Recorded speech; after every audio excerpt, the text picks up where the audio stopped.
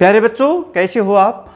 हम लोग पढ़ रहे हैं बीएससी सेकेंड ईयर की ऑप्टिक्स। आज के इस लेक्चर में हम देखेंगे फ्रेस्नेल हाफ पीरियड जोन की कंप्लीट स्टडी आज के इस लेक्चर में हम लोग करने वाले हैं। तो चलिए शुरुआत करते हैं। फ्रेस्नेल्स half period zone.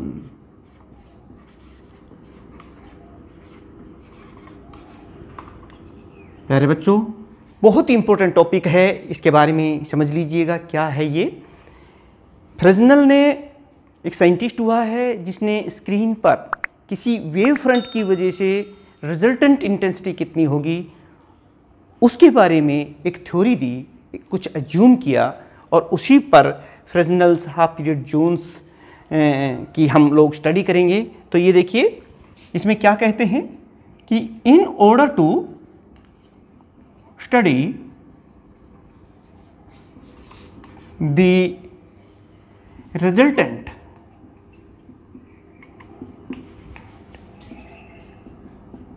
effect at any point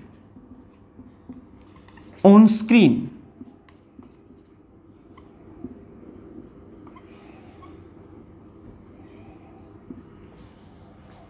Fresnel scientist जो हुआ है,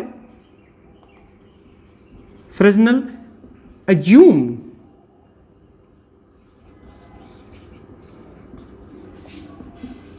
दैट, उन्होंने ये 3-4 जो पॉइंट्स थे वो उन्होंने अज्यूम किया। पहली बात तो ये हुआ कि ईच एलिमेंट, देखिए किसी वेव फ्रंट में बहुत से एलिमेंट्स होते हैं, तो प्रत्येक एलिमेंट की यहाँ बात कर रहा है। Each element in a wavefront becomes the source of disturbance and sends out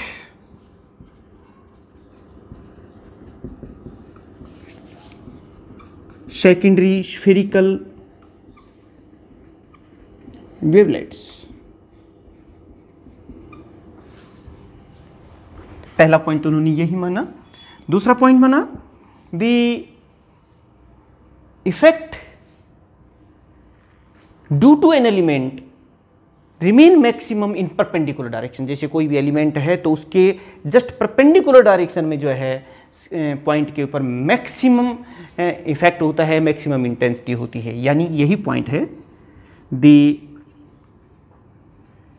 effect due to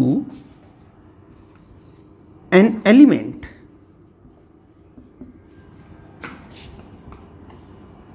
remain maximum in perpendicular direction। जैसे ये एलिमेंट है तो इसके जस्ट परपेंडिकुलर यहाँ पर मैक्सिमम होगा, जस्ट इसके परपेंडिकुलर डायरेक्शन में, परपेंडिकुलर डायरेक्शन और शॉर्टेस्ट डिस्टेंस, शॉर्टेस्ट लेंथ। ये तो एक एलिमेंट की बात हुई। पूरे वेव फ्रंट की वजह से टोटल रिजल्टेंट इंटेंसिटी कितनी होगी, वो कंबाइंड इफेक्ट, जितने भी वहां एलिमेंट्स होंगे उन सब का इंटेंसिटी में ऐड कर दीजिए, रिजल्टेंट इफेक्ट। यानी कि तीसरा पॉइंट मैं यही लिख रहा हूं, the resultant intensity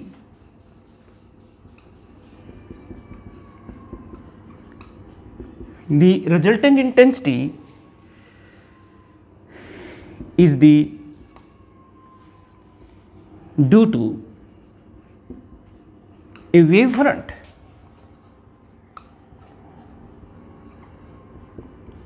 is the combined effect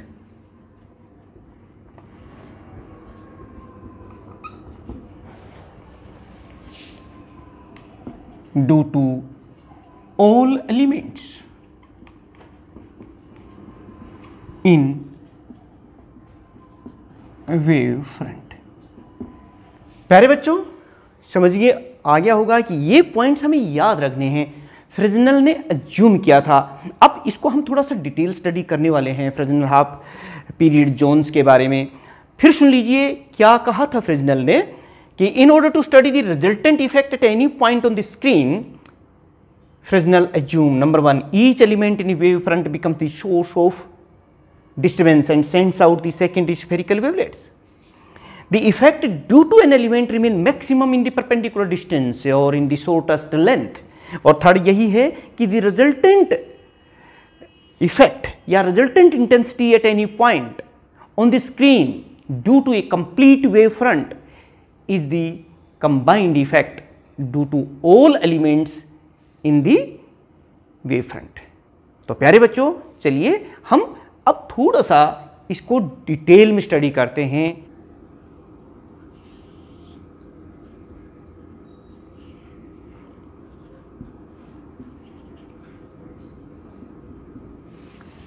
ABCD ये एक इंसिडेंट वेव फ्रंट है यहां पर, और आप देख रहे हैं P is any point on the screen. यहां पर कोई पॉइंट है, ड्रा, ये साथ साथ में लिखता भी जाता हूं यहां पर कि let ABCD is the incident wave front. लिख दिया, साथ में डायग्राम भी बनाते जाइए। P is any point on screen. चलिए ये बात भी हो गई। Now draw a perpendicular from P on wave front ABCD, यानी draw perpendicular from P to wave front ABCD like this.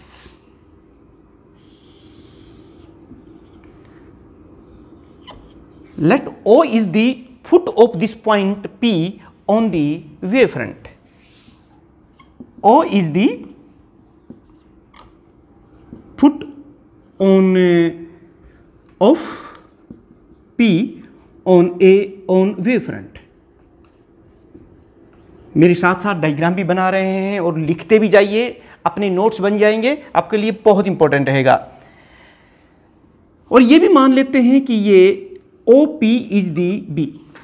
ये हम सपोज कर रहे हैं कि let OP is equal to B। Now by taking the P as the centre,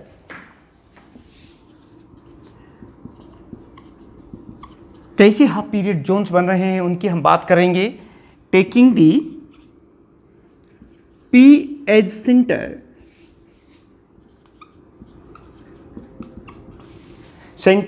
and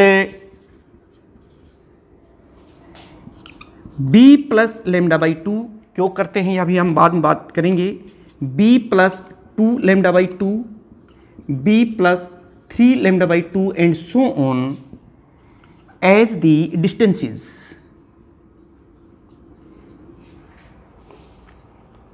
Draw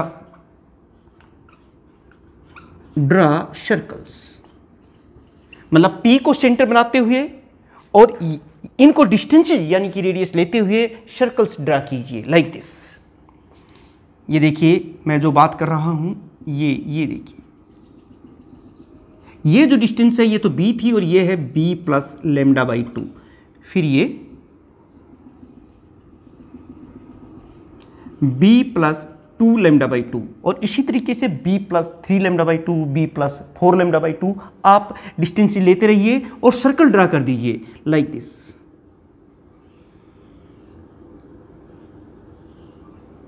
ये देखिए, ये पहले वाला सर्कल है, ये जो हमने B plus lambda by 2 radius दिया था उसने इस पर कहाँ काटा, एक M1, नीचे जो पॉइंट देख रहे हैं ये M1 डैश है। इसी तरीके से ये देखिए, ये हमने इस सर्कल ड्रा कर दिया है।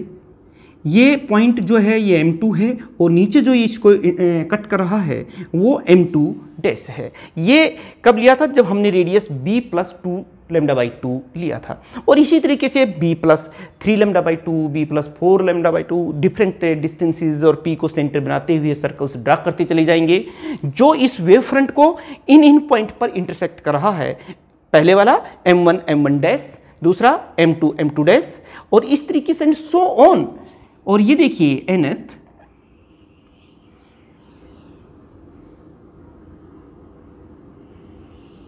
ये यहां जो काट रहा है ये है mn और नीचे है mn डैश। इस तरीके से आप लिख भी सकते हैं। यहां पर जो मैं बात कर रहा हूं, हमने क्या कहा, by taking the p as the centre and b plus lambda by 2, b plus 2 lambda by 2, b plus 3 lambda by 2 and so on as the distances, draw the circles. These circles intersect the wavefront ABCD at m1 m1 dash. The circle cut the wavefront at m1 m1 dash, m2 m2 dash, m3 m3 dash and so on mn mn dash। इस तरीके से आप इसकी बात कर लेंगे। ये देखिए, ये जो लास्ट mn है वो ये, और ये है b plus n lambda by 2। इस तरीके से अब देखिए, ये जो डिफरेंट एलिमेंट्स हैं, ये जो पहले वाला सर्कल है जिसका डायमीटर है m1 m1 डैश, इसमें जो रीजन ऑक्युपाई हो रहा है इसको हम कहते हैं फर्स्ट हाफ पीरियड जोन। यानी जो मैं अब बात आपको बता रहा हूं उस पॉइंट को नोट कर लीजिए। थोड़ा सा ये लेंदी हमारा लेक्चर रहने वाला है, लेकिन बहुत इंपॉर्टेंट टॉपिक है, इसको हमें समझना होगा। अच्छी तरीके से डायग्राम बनाते हुए चलें, सब कुछ लिखते हुए चलें।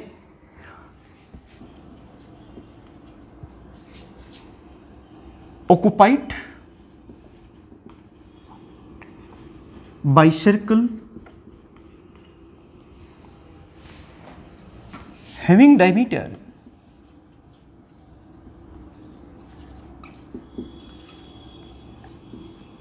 m1 m1 dash is called, ये देखिए बेटे, is called first half period zone. First half period element भी कहते हैं, यानी मैं इस सर्कल की बात कर रहा हूं। अब देखिए, ये जो इसके बाहर जो आप दिखाई दे रहा है ये एलिमेंट, ये कहां आता है, इस सर्कल में से इस सर्कल का रीजन सब्ट्रैक्ट कर दें हम तो ये वाला रीजन बच जाता है। इसे हम कहेंगे सेकंड हाफ पीरियड जोन या सेकंड हाफ पीरियड एलिमेंट। यानी the region occupied between the circles of diameter m2 m2 dash, ये देखिए इसमें से, and m1 m1 dash is called, उस रीजन को, ये वाले मैं रीजन की बात कर रहा हूं, is called second half period zone and so on.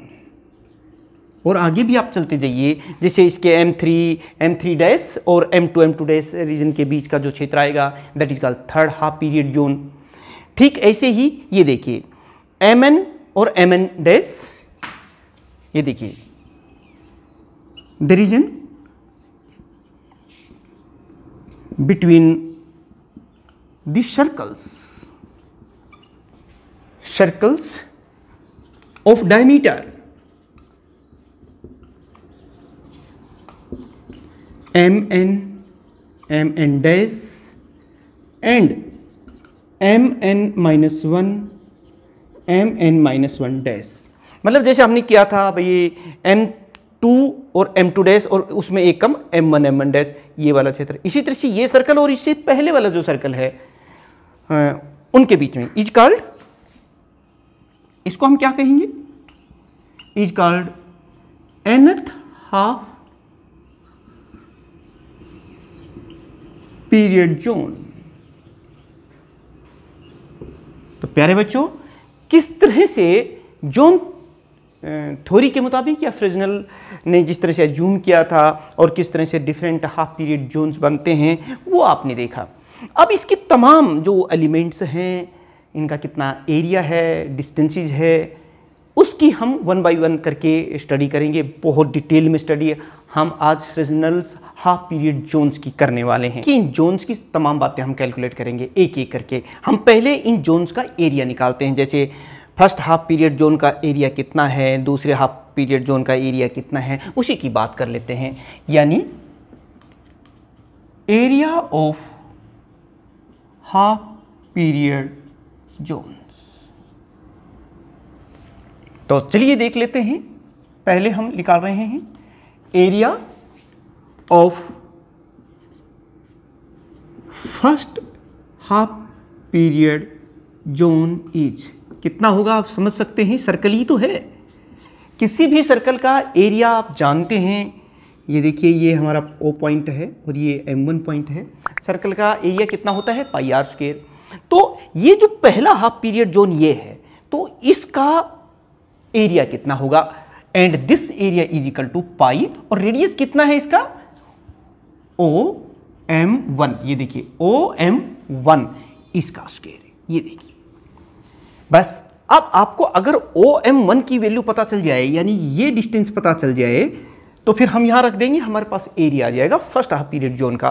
तो वो कैसे निकालेंगे, देखिए आपके पास एक ट्रायंगल है, in triangle OPM1, in triangle OPM1, यहां पर आप पाइथागोरस थ्योरम लगा सकते हैं। ये देखिए b प्लस लैम्डा बाई 2 का स्क्वायर है, यानी कि दिस स्क्वायर ये is equal to the B square plus OM1 square. ये देखिए, इसका स्क्वायर प्लस इसका square is equal to this square. यहां से हमें OM1 की वैल्यू चाहिए, तो OM1 कितना हो जाएगा वो आप देख सकते हैं। ये हो जाएगा OM square is equal to B plus lambda by 2 का स्क्वायर और माइनस बी स्क्वायर। ये देखिए, तो OM1 स्क्वायर की जो वैल्यू है वो यहां रख दीजिए, आपके पास एरिया आ जाएगा फर्स्ट हाफ पीरियड जोन का, यानी ये पाई, और ये कितना है आप देख रहे हैं, मैं लिख देता हूं, b प्लस लैम्डा बाई 2 का whole square minus B square. इस तरीके से थोड़ा सा सोल्व कर दीजिए, area of first half period zone आपके पास आ जाएगा पाई, और ये देखिए इसको मैं सोल्व कर रहा हूं, B square plus lambda square by 4 plus B lambda minus B square. ये देखिए जो कैंसिल हो रहा है उसको कट कर दीजिए, हमने कैंसिल कर दिया है। और ये फिर देखिए पाई, और यहाँ जो बचता है, देखिए इन दोनों में से लैम्डा कॉमन आ रहा है, तो मैं यहाँ पर भी लैम्डा कॉमन ले लेता हूँ, और यहाँ पर तो बच रहा है बी, और यहाँ पर बच रहा है लैम्डा बाई 4। ये देखिए, क्योंकि ये लैम्डा जो है इन दोनों टर्म्स में से हमने कॉमन ले लिया है। इसको कुछ हम इस तरीके से लिख सकते हैं, फर्स्ट हाफ पीरियड एलिमेंट के इसे एरिया को मैं यहाँ लिख देता हूँ, और इसको पाई लैम्डा, और ये देखिए बी प्लस लैम्डा बाई 4, और साथ में इसको लिख सकता हूँ 2 मल्टीप्लाई बाई 1 इंटू 1। ये देखिए इस तरह से हम इसको लिख सकते हैं, क्योंकि जब 2 से तो 1 ही बचेगा, तो यही आता है। चलिए अब हम बात कर लेते हैं what is the area of second half period zone, यानी कि इस वाले सर्कल का, ये देखिए का एरिया कितना होगा, क्योंकि यही तो है सेकंड हाफ पीरियड जोन। तो इसका एरिया हम कैसे निकालेंगे वो देख लेते हैं।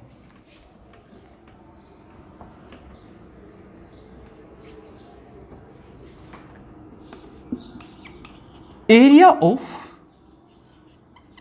Second half period zone is, अब ये देखिए कैसे निकालेंगे।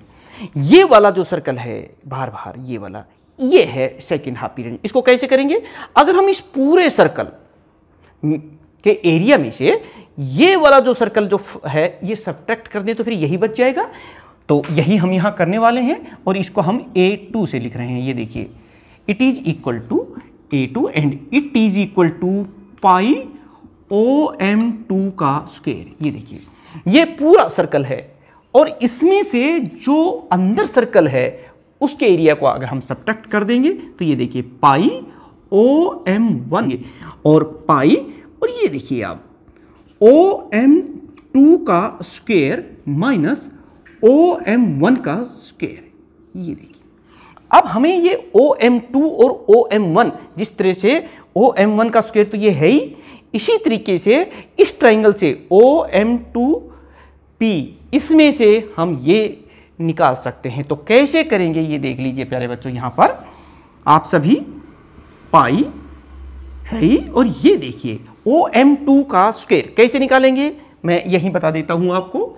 OM2 का स्क्वायर ये देखिए ये किसके बराबर होगा, ये राइट एंगल ट्राइंगल है हमारे पास, तो इसमें से इसका स्क्वायर, यानी कि आप ये इस तरीके से लिखेंगे इसको b प्लस 2 लैम्डा बाई 2 का स्क्वायर माइनस b स्क्वायर। ये देख लीजिए ये OM2 ये निकालना है, ये राइट एंगल ट्राइंगल हमारे पास है तो ये हो जाएगी। तो अब OM2 का स्क्वायर की वैल्यू भी हमें पता है और OM1 स्क्वायर की वैल्यू भी हमें पता है। ये चीज आप इस इक्वेशन में रख दीजिए। OM2 का स्क्वायर कितना है, b प्लस 2 लैम्डा बाई 2 का स्क्वायर, जो कि कितना है b प्लस एक तरह से लैम्डा ही है, ये 2 से 2 तो कैंसिल हो गया, माइनस अब आगे देखिए ये देखिए b माइनस बी स्क्वायर, मैं इसी की बात कर रहा हूं, माइनस OM इसकी बात कर लेंगे तो b प्लस लैम्डा बाई 2 का स्क्वायर,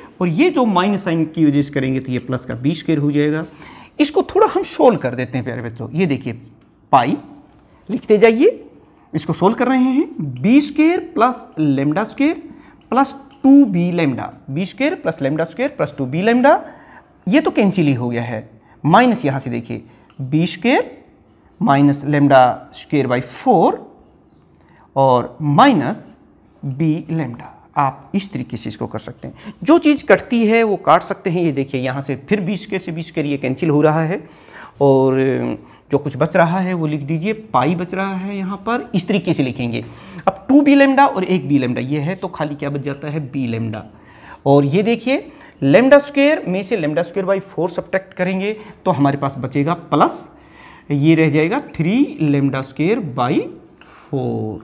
ये देखिए प्यारे बच्चों इस तरीके से आप लोग कर सकते हैं इसको, और फिर इसी तरीके से पाई, और ये देखिए b लैम्डा में से हम लैम्डा कॉमन ले रहे हैं यहाँ पर, और यहाँ पर बच जाएगा b क्योंकि लैम्डा हमने कॉमन लिया हुआ है, और यहाँ पर बच गया है 3/4 लैम्डा।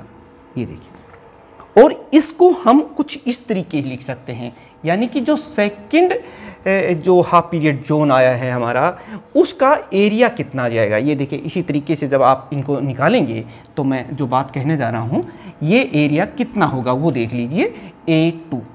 A2 कितना होगा, A1 तो ये था ही, और A2 हो गया पाई लैम्डा, और B ये देखिए ब्रैकेट में B है ही प्लस लैम्डा बाई 4, और साथ में ये देखिए ये जो लैम्डा बाई 4 तो हमने लिख दिया, 3 के जगह हम क्या किस तरह से लिखेंगे 2 इंटू 2 माइनस 1। ये इसलिए कि एक जर्नल सी चीज़ आ जाएगी हमारे पास। तो आपने देखा 2 2 जा 4 में से 1 सब्ट्रैक्ट करेंगे 3 आ जाएगा, और ये कि ये टर्म यहाँ हो गई है। एक पैटर्न बनता चला जा रहा है कि फर्स्ट हाफ पीरियड जोन का जो एरिया आता है वो ये, और 2 इंटू 1 इंटू माइनस 1 है, दूसरे का 2 इंटू 2, और थर्ड जो हाफ पीरियड जोन होगा उसमें भी ऐसे ही आ जाएगा, और यहाँ आ जाएगा एंड शो ऑन। सभी हाफ पीरियड जोन्स का एरिया निकाल देंगे, और ये करते करते हम अब हमें कुछ करने की जरूरत यहाँ नहीं रहेगी।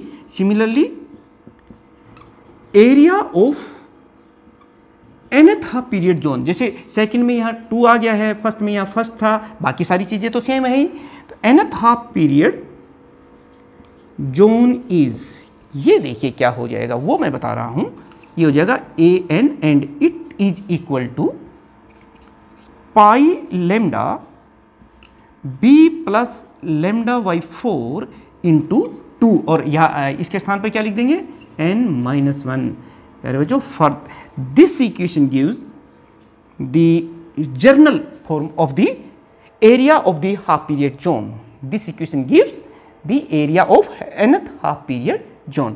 n की वैल्यू वेरी करते चले जाइए 1 2 3 4 5 6 एक्सेट्रा, और we can find the value of the area of the first second third and different half period zones को हम इस तरह के एरिया निकाल सकते हैं प्यारे बच्चों।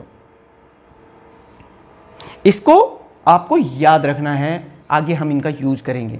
अब हम देखेंगे कि ये जैसे जोन है, इस जोन की जो डिस्टेंस है वो एवरेज डिस्टेंस कितनी, ये देखिए O से P की जो डिस्टेंस है वो तो B है, और इस पॉइंट से जो कि बाहर की आउटर साइड है उससे उसकी डिस्टेंस कितनी है, P से इस जोन की, फर्स्ट हाफ पीरियड जोन की, B plus lambda by 2।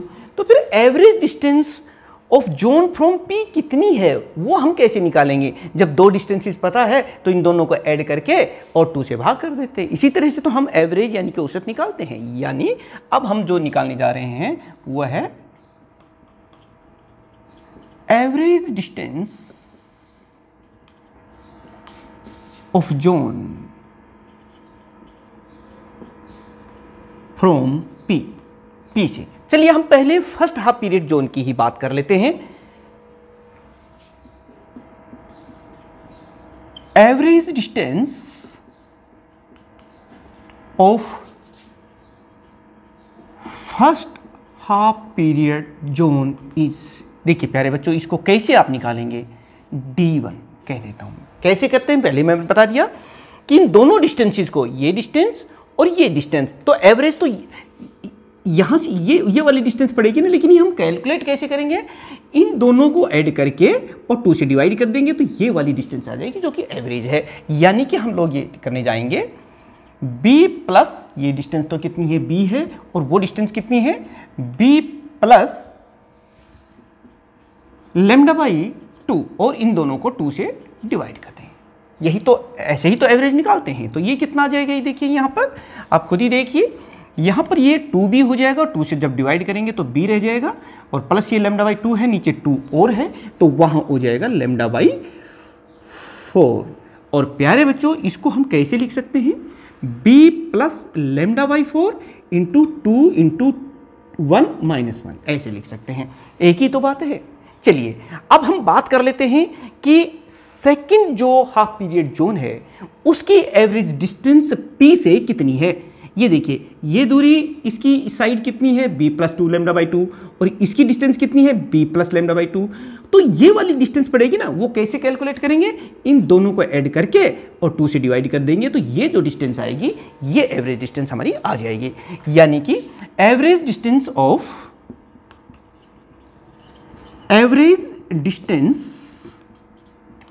Of second half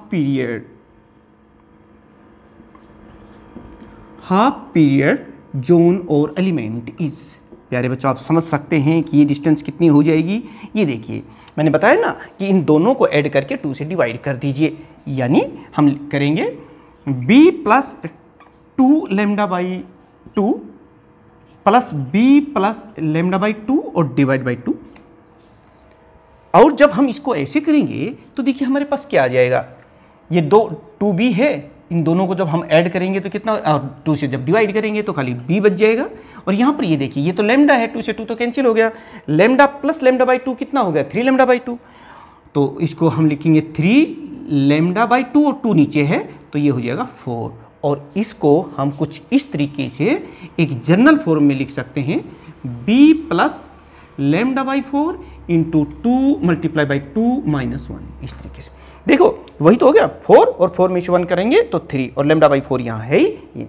और इसी तरीके से हम थर्ड हाफ पीरियड जोन है उसकी average distance from the point P निकाल सकते हैं, और 4th 5th 6th उस सभी जोन्स की जो डिस्टेंस है वो हम निकाल सकते हैं। और फिर इन जर्नल हम लोग ये लिख सकते हैं, जर्नली हम एक बात कह सकते हैं कि average distance of nth dn, ये हो जाएगी dn, यानी एवरेज डिस्टेंस जैसे आप देख रहे हैं, बस फर्स्ट हाफ पीरियड जोन में 1 फिर 2, तो nth हाफ पीरियड जोन की जो डिस्टेंस निकालेंगे वो ये आ जाएगी।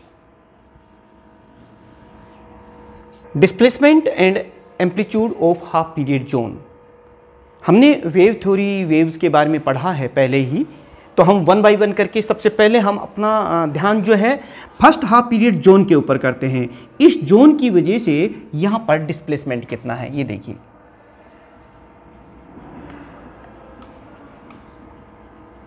The displacement at point P due to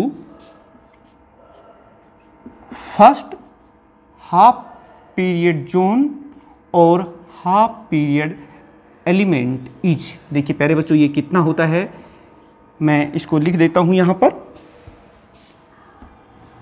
y1 is equal to a1 sine 2 pi by lambda vt minus x. जहां पर a1 आप देख रहे हैं ये फर्स्ट हाफ पीरियड जोन जो है उसका एम्पलीट्यूड है p पर, where a1 is the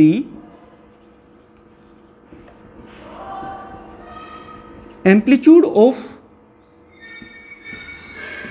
first half period zone और half period element at point P। ऐसे हमने पहले उसको हमने किया है यहाँ पर। अब इसी तरीके से the displacement at point P due to the second half period zone, वही बात अब हम यहाँ करेंगे। देखिए आप लिखते जाइए मेरे साथ साथ, displacement at point P due to second half period zone is, ये कितना होगा वो देख लीजिए। y2 is equal to a2 sine 2 pi by lambda vt minus x और माइनस लैम्डा बाई 2। ये हमने यहाँ से सब्ट्रैक्ट कर दिया है, इसको इस फॉर्म में आप लिख सकते हैं और हम इसको इस तरह से भी लिख सकते हैं a2 sine 2 pi by lambda vt minus x. और जो फेस डिफरेंस है पाई का, आप जानते हैं जो डिफरेंट जोन्स होते हैं उसमें ये फेस डिफरेंस आ जाता है। ये देखिए पहले फर्स्ट और सेकंड हाफ पीरियड में लैम्डा बाई 2 का पाथ डिफरेंस या फिर पाई का फेस डिफरेंस होता है, और हम इसको कुछ इस तरीके से लिख सकते हैं minus a2 into sine 2 pi by lambda और vt माइनस एक्स। क्योंकि हम जानते हैं पाई के विद रिस्पेक्ट जब हम साइन को चेंज करते हैं तो माइनस साइन के साथ ये आ जाता है। इसी तरीके से हम थर्ड हाफ पीरियड जोन जो है उसका ये a2 क्या है ये फिर मैं बता देता हूं आपको। It is the amplitude at point P due to this second half period zone. ऐसे ही हम थर्ड की बात कर लेते हैं। ये देखिए the displacement of the third half period zone is, वो कितना होगा वो भी आप देख लीजिए। वो कितना होगा, यहाँ से वही बात यहाँ पर आ जाएगा, वो हो जाएगा a3 sine 2 pi by lambda vt minus x minus lambda. ये लैम्डा हो जाएगा, या तो आप इसको इस तरीके से लिखेंगे और फेस की टर्म में अगर हम इसको लिखते हैं तो a3 into sine 2 pi by lambda और vt माइनस एक्स या फिर माइनस 2 पाई। क्योंकि अब सेकंड और थर्ड में जो फेज डिफरेंस है वो, और 2 पाई के विद रिस्पेक्ट जब हम इसको चेंज करते हैं तो हमारे पास, क्योंकि 360 के प्रति साइन करते हैं तो वही रहता है, तो हम इसको इसी तरीके से लिखेंगे a3 into sine 2 pi by lambda vt minus x. और प्यारे बच्चों एंड सोन, और इसी तरीके से जो डिफरेंट जोन्स हैं third, fourth, fifth, sixth and nth half period zones, हम उन सबको इस तरीके से लिखते चले जाएंगे एंड सोन, कंटिन्यूस रहता चला जाएगा। अब बात आती है कि हमने फर्स्ट हाफ पीरियड जोन का डिस्प्लेसमेंट भी निकाल लिया है, सेकंड हाफ पीरियड जोन का भी हमने डिस्प्लेसमेंट और थर्ड का भी, और साथ साथ में इनके एम्पलीट्यूड भी आ रहे हैं। बट टोटल जो resultant displacement at point P due to the complete wave front, और यूं कहिए due to the all wave half period zones हैं, उन सब की वजह से कितना होगा, या कंप्लीट वेव फ्रंट की वजह से कितना होगा, वो चीज हम लोग देख लेते हैं। एंड डिस्प्लेसमेंट एट पॉइंट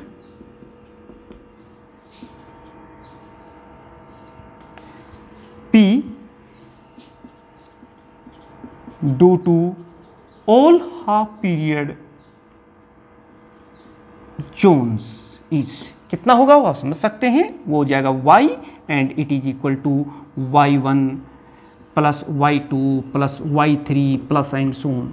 और इन सभी का जो डिस्प्लेसमेंट है, इनकी अगर हम वैल्यू जो निकाली है वो रख दें, जैसे y1 कितना है a1, और ये तो कॉमन ही है साइन, और माइनस a2 प्लस a3, ये देखिए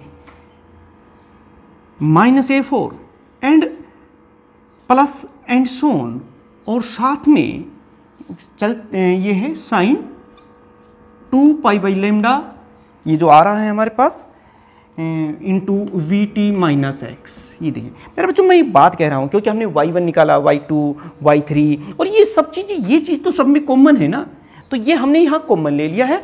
बस क्या आ रहा है, पहले a1 था, दूसरे बार माइनस a2 है, फिर प्लस a3 है, फिर माइनस a4 है, और इस तरीके से हम इसको लिख सकते हैं। तो this equation gives the resultant displacement at point P due to all half period zones और due to the wave front. हमने ये निकाला sine 2 pi by lambda Vt minus x, जहां a हमने किसके स्थान पर रखा है, ये, यानी कि जो मैं लिखने जा रहा हूं वो है where a is equal to a1 minus a2 plus a3 minus a4 plus and so on is the amplitude of the resultant wave at point P, is the resultant amplitude at P। प्यारे बच्चों, एक चीज आप और जानते हैं, जितना ज़्यादा एम्पलीट्यूड होता है उतनी ही इंटेंसिटी भी होती है। यानी कि अगर हम यहाँ इंटेंसिटी निकालना चाहें, रिजल्टेंट इंटेंसिटी निकालना चाहें सभी जोन्स की वजह से, तो वो कितनी होगी, यानी कि, और वो चीज़ आप पहले से ही जानते हैं। ये देखिए इंटेंसिटी किसके बराबर होती है, intensity is directly proportional to the square of the amplitude, और एम्पलीट्यूड हमें पता है ये है। इसको आप कुछ इस तरीके से भी लिख सकते हैं, जरा थोड़ा सा देखिए, हम इसको सिंप्लीफाई करेंगे तो आपको पता चल जाएगा। a1/2 मैंने इस a1 में से हाफ लिया है, प्लस अब यहां से देखिए हाफ और बचा हुआ है ना, वो मैंने ये लिख दिया है a1 का जो हाफ पहले वो लिख देते हैं, प्लस a3 उसका भी हाफ ले लेते, ये तो हाफ कंप्लीट हो गया है, ये देखिए, और उनमें से a2 सब्ट्रैक्ट कर देते हैं। हम सभी जानते हैं a1 और a3 इनके बीच में a2 है, सेकेंड हाफ पीरियड जोन का एम्पलीट्यूड है, तो वो लगभग जो है इनके एवरेज के बीच में आता है। जैसे यहाँ से हम देखते हैं कि जो एम्पलीट्यूड होता है ये, इसको हम इस तरीके से लिख देते हैं। अब देखिए यहाँ पर a3/2 इसका तो हाफ यहाँ था ही, आगे और देखिए plus a3 plus a5/2 minus a4, ये देखिए इनके बीच में इनकी जो वैल्यू होती है वो लगभग इसके बराबर होती है, वो हमने कर लिया, और एंड सो ऑन, और इस तरह से हम आगे करते चले जाएंगे। तो ये सारे फैक्टर्स जो हैं ये तो कैंसिल हो जाएंगे, और जो एम्पलीट्यूड आ गया हमारे पास, जो रिजल्टेंट एम्पलीट्यूड आया है वो a1/2 आएगा। यानी कि जो resultant amplitude at point P due to all half period zones is equal to the half of the amplitude due to the only first half period zone, क्योंकि जो a1 है ये फर्स्ट हाफ पीरियड जोन का amplitude है। और अब हम बात कर रहे थे इंटेंसिटी की, करती है एम्पलीट्यूड पे। Intensity is directly proportional to the square of amplitude, यानी कि I जो है रिजल्टेंट इंटेंसिटी कितनी हो गई, it is equal to a1/2 का होल स्क्वायर, क्योंकि एम्पलीट्यूड तो इतना ही है, और जब हम इसको लिखेंगे तो it will comes out to be a1 square by 4। But हम जानते हैं कि a1 square it is equal to I1, it is the intensity of first half period zone.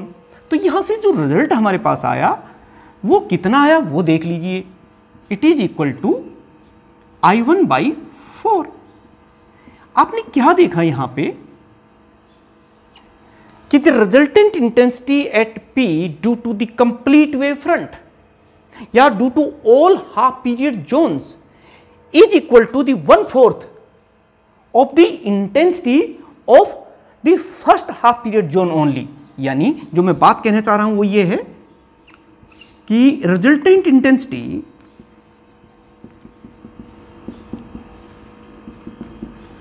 Intensity at point P due to a wave front is equal to, आप लिखते रहिए, मैं बार बार कह रहा हूं, अपने नोट्स खुद बनाइए, अदरवाइज फिर आपको नोट्स डाउनलोड करने पड़ेंगे डिस्क्रिप्शन में जाकर के। The resultant intensity at point P due to a wave front is equal to 1/4 intensity at P due to first half period zone alone। मतलब जो फर्स्ट हाफ पीरियड जोन की intensity है उसकी यहां पर उसका भी 1/4 ही इंटेंसिटी रहती है इन सभी जोन्स की इंटेंसिटी को अगर ऐड कर दिया जाए रिजल्टेंट इंटेंसिटी को, तो वो ये चीज आपकी। ओब्लिक्विटी क्या होता है? ओब्लिक्विटी फैक्टर, ओब्लिक्विटी और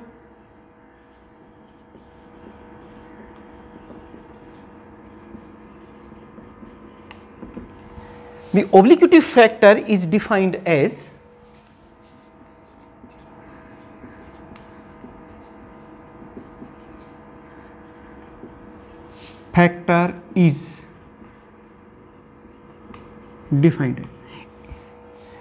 ऑब्लिक्विटी का मतलब होता है कितना वो झुका हुआ है कोई भी हाफ पीरियड जोन। जैसे ये है, ये ऑब्लिक्विटी, ये पहले इसको हम कहेंगे, ये आप देख सकते हैं यहाँ पर ये थीटा n हो गया बेटे। ये जो है आप देख रहे हैं ये सेकेंड हाफ पीरियड जोन का ऑब्लिक्विटी है थीटा 2।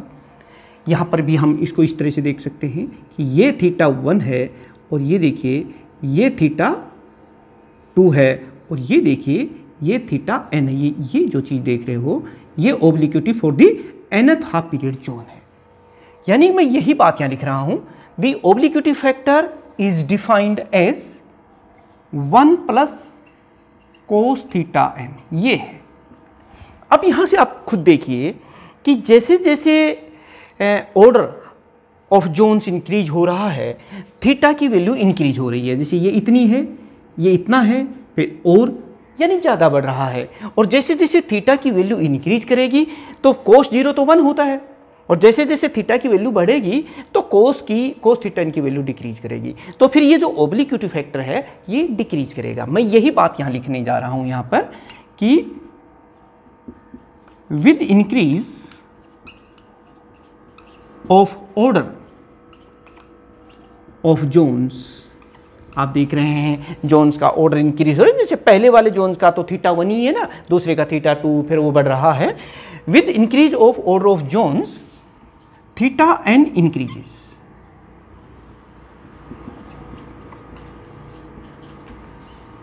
और जब थीटा n इंक्रीज करेगा सो 1 प्लस कोस थीटा n, ये तो डिक्रीज करेगा ना, कोस थीटा की वैल्यू डिक्रीज होने से डिक्रीजेस।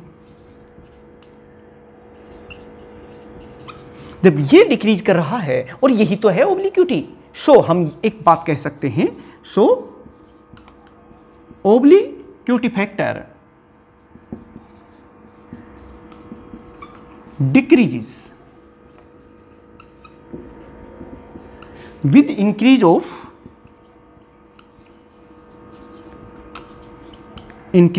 Order of zones. इस तरीके से प्यारे बच्चों आप लोग लिख सकते हैं और इस तरह से हमें ओब्लिक्विटी का भी पता चल गया। फैक्टर जो है ये होती है 1 प्लस कोस थीटा एन, और हमें यह भी पता चल गया it decreases with increasing the higher order या with increasing the order of the zones. Amplitude at P due to wave front, या यूं कहिए कि इन तमाम जो हमने हाफ पीरियड जोन्स यहां देखे हैं, तो उसकी वजह से जो एम्पलीट्यूड है उसका मैग्नीट्यूड कितना होगा, और वो किसी एक बात पर डिपेंड नहीं कर रहा है। ये जितने भी फैक्टर सामने निकाले हैं, इन जोन्स का एरिया, इनकी डिस्टेंस, इनकी ओब्लिक्विटी फैक्टर, इन सब पर डिपेंड कर रहा है। कैसे डिपेंड कर रहा है वो देख लीजिए, मैं आपको लिखता हूं। द एम्पलीट्यूड का जो it is directly proportional to, जितना ज़्यादा एरिया होगा जोन्स का उतना ही ज़्यादा जो है वहाँ पर एम्पलीट्यूड या ज़्यादा होगा, यानी कि it is directly proportional to the area of nth zone. मैं एक जोन की बात कर लेते हैं, nth जोन की बात कर लेते हैं। यहाँ पर हमारे पास रिजल्ट है, तो इट इज डायरेक्टली प्रोपोर्शनल कितना हो जाएगा, it is equal to pi lambda, और ये देखिए इसकी वैल्यू हम पहले से जानते हैं nth की, इसलिए मैंने इसी को बात कर रहा हूँ, b plus lambda by 4 into 2n-1। दूसरी बात क्या है कि जितनी ज़्यादा डिस्टेंस पर होगा उतना ही जो एम्पलीट्यूड है, जो इंटेंसिटी भी क्योंकि एम्पलीट्यूड पे डिपेंड करती है, तो वो कम होती चली जाएगी। यानी कि वो दूसरी बात मैं यही कर रहा हूँ, it is inversely proportional to the distance of, average distance की बात कर लेते हैं यहाँ पर, average distance of nth zone, यानी कि ये क्या हुआ, फिर इसको आप कैसे लिखेंगे, it is inversely proportional to 1, और डिस्टेंस की बात आप लिख रहे हैं b plus lambda by 4 into 2n-1। इस तरीके से आप लिखेंगे। एक चीज़ और देख रहे हैं, ये ओब्लिक्विटी जितना ज़्यादा होगा उतना ही एम्पलीट्यूड भी ज़्यादा है, उतनी ज़्यादा इंटेंसिटी भी ज़्यादा होगी, तो वो भी देख लीजिए। यानी कि it is directly proportional to obliquity factor. प्यारे बच्चों, और ये चीज़ हम जानते ही हैं, ये क्या है हमारे पास, ये है 1 plus cos theta N. On joining these all results, इन सभी को देखिए, एक रिजल्ट ये है, एक रिजल्ट ये है, एक रिजल्ट, तो रिजल्टेंट जो एम्पलीट्यूड होगा ये कितना हो जाएगा, amplitude it is directly proportional to, आप देख रहे हैं एरिया कितना है, pi lambda into B plus lambda by 4 into 2n-1 into ऊपर देखिए यहाँ पर जो एक और फैक्टर आ रहा है, मैं इन सबको ज्वाइन कर रहा हूँ, इंटू ये है 1 प्लस कोस थीटा एन जो कि ओब्लिक्विटी फैक्टर है, और डिवाइडेड बाई ये आप देख रहे हैं b plus lambda by 4 into 2n-1। ये देखिए, लेकिन एक चीज़ ध्यान देने की बात है यहाँ पर, ये फैक्टर तो यहाँ कैंसिल हो जाता है। तो अब हम क्या लिखेंगे, दो रिजल्टेंट एम्पलीट्यूड अब हमारे पास कितना बचता है वो लिख दीजिएगा बेटे। कितना रह गया है, it is directly proportional to pi lambda, और साथ में बच रहा है 1 प्लस कोस थीटा एन। ये देखिए, ये रिजल्टेंट एम्पलीट्यूड हो गया at point P due to all the half period zones. यहाँ पर एक पॉइंट आपने अभी थोड़ी देर पहले मैंने आपको बताया था कि ये जो ओब्लिक्विटी फैक्टर है 1 plus cos theta n, the obliquity factor decreases with increasing the order of the zones. क्योंकि ये देखिए थीटा की वैल्यू जैसा है, थीटा एन की वैल्यू जो है वो इंक्रीज कर रही है, तो फिर 1 प्लस कोस थीटा एन यानी कि कोस थीटा एन की वैल्यू डिक्रीज करेगी, तो फिर ओब्लिक्विटी फैक्टर डिक्रीज कर, जब ये डिक्रीज कर रहा है तो ये तो कांस्टेंट है, तो इसका मतलब है एम्पलीट्यूड भी डिक्रीज करेगा with increasing of the zones. ये देखिए, as the obliquity factor decreases with increase of, ये देखिए, order of zones. So the magnitude of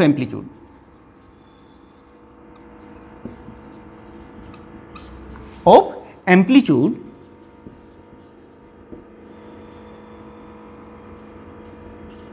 also decreases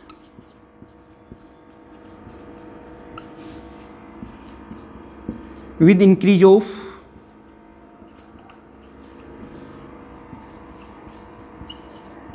order of zones. Average phase at point P due to zones, ये निकालते हैं। चलिए हम एक पॉइंट सपोज करते हैं कि जो वेवलेट्स इस फर्स्ट हाफ पीरियड जोन के सेंटर से पी पर पहुंचते हैं वो मान लो जीरो फेज पे हैं। यानी मैं ये कह रहा हूं, let us suppose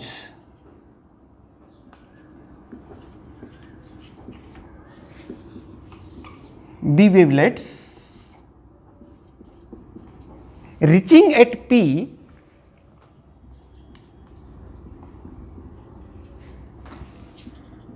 at point P from center of first half period zone are at zero phase. ये जीरो फेज पे है, यहां से जो वेवलेट्स गए हैं, और इसकी जो आउटर बाउंड्री देख रहे हो आप, यहां से जो सेकेंडरी वेवलेट्स गए हैं वो पाई फेज डिफरेंस पे है। And the wavelets from its outer boundary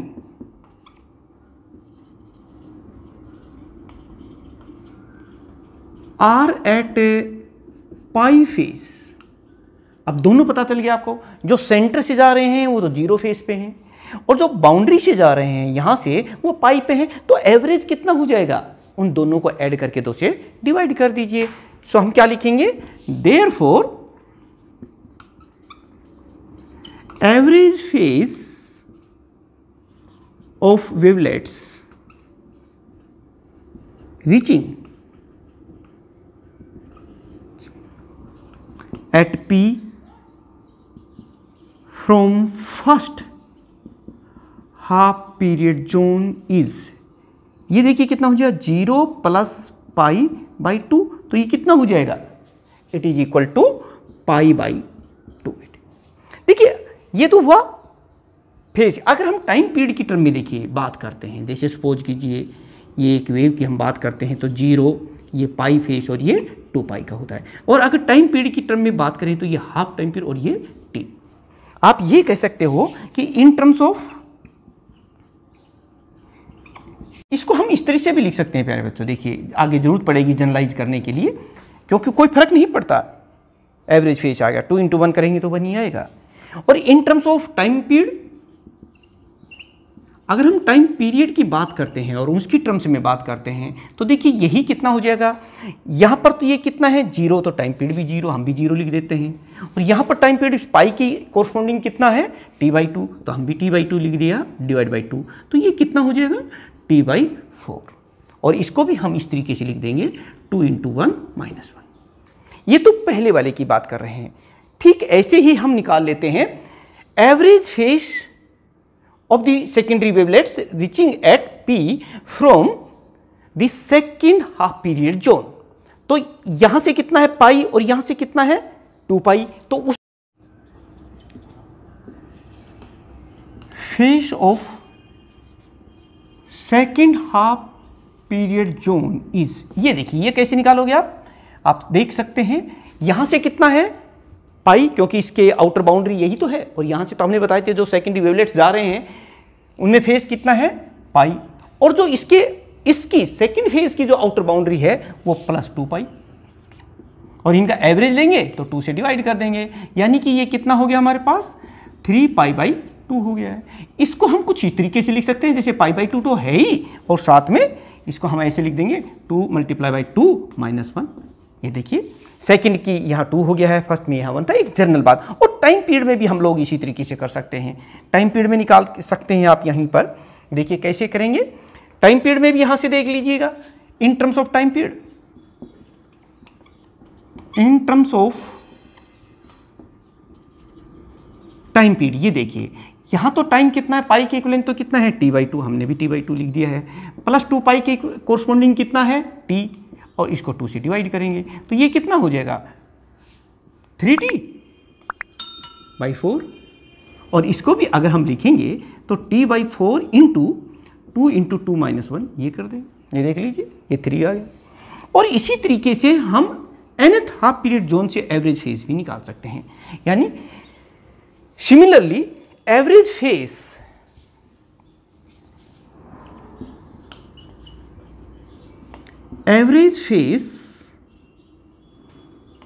due to nth half period zone is, बताइए प्यारे बच्चों ये कितना हो जाएगा, हम इसी तरीके से निकाल सकते हैं, यानी π/2 × 2 × n - 1। देखिए फर्स्ट हाफ पीरियड जोन में यहाँ 1 था, आप देख रहे हैं, और सेकेंड हाफ पीरियड जोन में क्या हो गया, यहाँ 2 आ गया, थर्ड हाफ पीरियड जोन में यहाँ 3 आ जाएगा, nth हाफ पीरियड जोन में यहाँ n आ जाएगा। तो इसको आपने क्या लिख दिया, × 2n - 1। और अगर हम टाइम पीरियड की टर्म में लिखें तो यहाँ से भी देख लीजिए, यहाँ ये T/4 × पहले में क्या था 2 × 1, दूसरे में कितना था T/4, ये देखिए मैं यहाँ लिख देता हूँ 2n - 1। ये चीज़ें हमने एवरेज फेज निकाल दिया। अब एक इंपॉर्टेंट पॉइंट जो है कि इन हाफ पीरियड जोन्स को हाफ पीरियड जोन कहते क्यों हैं, why we called half period zone as half period zone, क्यों कहते हैं, इसके पीछे इसका नाम कैसे पड़ा है, क्यों हुआ, वो यहीं से उसका आंसर भी आपको मिल जाएगा। देखिए मैं वो जो लिखने जा रहा हूं वो देखिए, दी सक्सेसिव, पहले ये देखिए दी एवरेज फेस डिफरेंस, अब हम फेस की बात नहीं कर रहे हैं, फेस डिफरेंस की बात कर रहे हैं। The average phase difference from phase difference of wavelets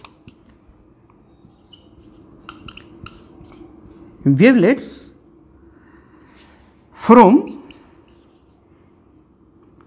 successive half period zones each. देखिए मैं क्या कह रहा हूं, the average phase difference of the wavelets reaching at P from the successive half period zones, जैसे जो थर्ड से और इसमें गए हैं तो क्या डिफरेंस आएगा वो देख लीजिए आपको। तो सेकंड में तो कितना है 3π/2, और पहले कितना था ये π/2, तो कितना आ जाएगा इसमें, ये पाई आ गया। ऐसे ही अगर हम बात करते हैं नेक्स्ट में तो वो भी कितना आ जाएगा 5π/2 माइनस 3π/2, तो ये कितना आएगा, ये भी पाई आएगा। और अगर हम यही चीज टाइम पीरियड की टर्म्स में निकाल दें बेटे, तो टाइम पीरियड में देखिए पहले कितना था, यहां से देखिए ये है in terms of time period, ये डिफरेंस अगर हम निकालते हैं टाइम पीरियड्स की टर्म में अगर हम लोग निकालते हैं तो यहां से देखिए यहाँ कितना है, सेकंड का कितना है 3T/4, और पहले का कितना था T/4, ये देखिए। अब जब इनको हम सब्ट्रैक्ट करेंगे तो हमारे पास क्या आ जाएगा, ये देख ले, ये आ जाएगा 2T/4, यानी कि T/2 आ गया। और नेक्स्ट का करते हैं तो वो कितना आता है, ये देखिए 5, ये तो थर्ड का हो गया है, और इसमें से हम सेकंड का घटाएंगे वो आ गया 3T/4। जब इसको करेंगे तो ये भी वही आ जाएगा, यानी T/2, और एंड सो ऑन। और इसी तरीके से हम आगे भी करते जा सकते हैं। आपने क्या देखा कि जो सक्सेसिव जोन्स हैं उनसे जो सेकेंडरी वेवलेट्स P पॉइंट पर पहुंच रहे हैं उनके बीच में जो टाइम पीरियड का जो डिफरेंस आ रहा है वो T/2, हाफ टाइम पीरियड का आधा आ रहा है। देखिए सभी में पहले और दूसरे में T/2, दूसरे और तीसरे और दूसरे में T/2, और फोर्थ में और थर्ड में भी t/2, सब भी t/2 आ रहा है। यही तो कारण है। हम क्या देख रहे हैं कि the phase difference of the wavelets reaching at point P from the successive zone is pi, और टाइम पीरियड डिफरेंस कितना है, t/2। That is why the half period zones are called half period zone. ये बात आप यहां लिख सकते हैं कि अलग अलग जोन से लाइट आ रही है। तो फिर हम लोगों ने एक बात पढ़ी थी कि लाइट तो स्ट्रेट लाइन में चलती है, सीधी रेखा में चलती है, एक शार्प शेडो बनाती है। तो फिर ये रेक्टिलिनियर प्रोपगेशन यानी कि स्ट्रेट लाइन में लाइट का चलना और हाफ पीरियड जोन से बात थोड़ी सी कंफ्यूजिंग सी नज़र आ रही है। चलिए उसको भी देखते हैं कि दोनों ही चीज़ें अपनी जगह सही हैं। देखते हैं half period zones end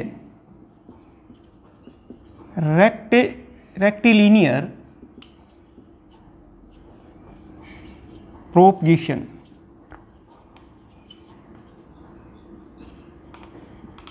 of light. हम पहले इसी की बात कर लेते हैं।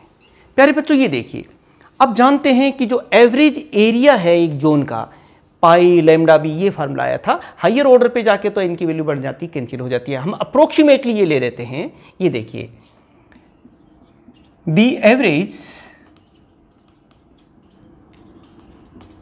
एरिया ऑफ ए जोन, किसी भी जोन की हम बात करते हैं तो ये देखिए, अगर इनको हम नेग्लेक्ट करते हैं तो ये लगभग कितना आ जाता है, पाई बी लैम्डा। ये आ गया पाई बी लैम्डा, ये हो गया। अब आप जानते हैं यहां पर एक जोन का एरिया कितना स्मॉल होता है, मैं वो बताना चाह रहा हूं कि एक जोन का एरिया, ये देखिए हम देख रहे हैं कि जो बी है ये 100 सेंटीमीटर ले लेते हैं, या इसे हम 1 मीटर कह देते हैं। और जो लाइट की वेवलेंथ होती है आप जानते हैं वो 6000 एंगस्ट्रॉन यूनिट होती है, और जिसे हम अगर ऐसा ही सिस्टम में लेते हैं तो ये हो जाता है 10⁻⁻10 मीटर। अब इनकी वैल्यूज यहां निकाल दें तो एरिया ऑफ जोन आ जाता है, एवरेज एरिया ऑफ जोन। तो ये जो चीज़ यहां है वो कितना आएगा वो देख लीजिए, एवरेज एरिया ऑफ जोन ये कितना हो जाएगा। ये देखिए यहां से पाई की वैल्यू आप जानते हैं 22/7, बी की वैल्यू आप ये देख ही रहे हैं 6000, या यूं कहिए 6000 इंटू 10⁻⁻10, और बी की वैल्यू हमने रख दी है ये 1 ही मीटर है, तो इसकी कोई बात ही नहीं है। ये देखिए, तो इसको जब हम सोल्व करते हैं तो लगभग कितना आता है, ये देखिए इनको करेंगे 132 डिवाइड बाई 7 मल्टीप्लाई बाई 10⁻⁻7, ये मीटर स्क्वायर में एरिया आ रहा है। और जब हम इसको इससे डिवाइड करेंगे तो 9 इंटू 10⁻⁻7 मीटर स्क्वायर। ये देखिए एक जोन का जो एरिया होता है वो कितना स्मॉल है, बहुत ही कम है।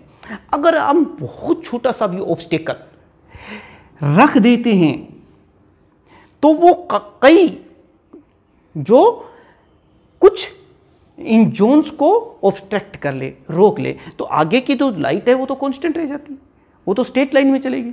हम यही कहना चाह रहे हैं, if we put a very very small obstacle or an object which obstruct first few half period zones, then the light becomes constant and this rectilinear propagation of the light stands valid there।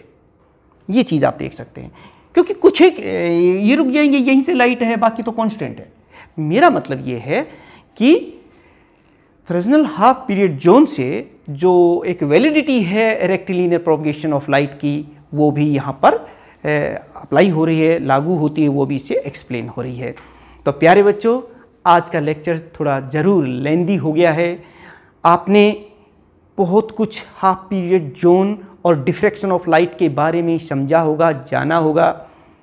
हमें आपके suggestions जो सुझाव हैं उनकी भी इच्छा रहती है, लाइक डिसलाइक आप ज़रूर करें, आप बताएं, लाइक करें इसको, और आपको समझ में आया है तो आगे आने वाले जो लेक्चर्स हैं वो भी हम आपको इसी तरीके से बताते रहेंगे, समझाते रहेंगे। तमाम तरह का पूरा जो सिलेबस है वो आपको बताना है। और प्यारे बच्चों, बस इतना सा है कि अगर आपको ये अच्छा लगा है तो आप अपने इस चैनल को सब्सक्राइब ज़रूर कर लें। मुझे पता है कुछ स्टूडेंट्स नए होंगे यहाँ पर, बाकी काफ़ी बच्चे इसमें जुड़े हुए हैं, पढ़ रहे हैं, लगातार स्टडी करते हैं।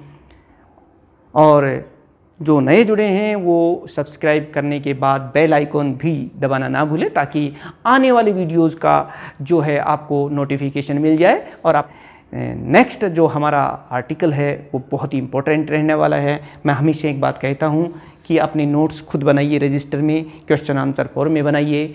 फिर भी अगर आपको कहीं लिखने में, मैंने कोशिश की है बहुत कुछ लिखने का यहाँ पर, फिर भी कुछ चीज़ें रह गई हैं, नहीं लिख पाए हैं आप लोग, तो आप जो है यहाँ डिस्क्रिप्शन से लिंक ले करके अपने नोट्स को डाउनलोड कर लें और अपने नोट्स बहुत बढ़िया बनाएं, बहुत ढंग से समझ लीजिए।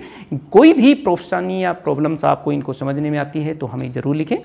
तो मिलते हैं एक और महत्वपूर्ण आर्टिकल के साथ जो हमारा डिफ्रैक्शन ऑफ लाइट से संबंधित ही है। तब तक उन सभी बच्चों को जिन्होंने अभी इसको सब्सक्राइब किया है और इस पूरे लेक्चर को सुना है, देखा है, मैं उनका धन्यवाद करना चाहूँगा।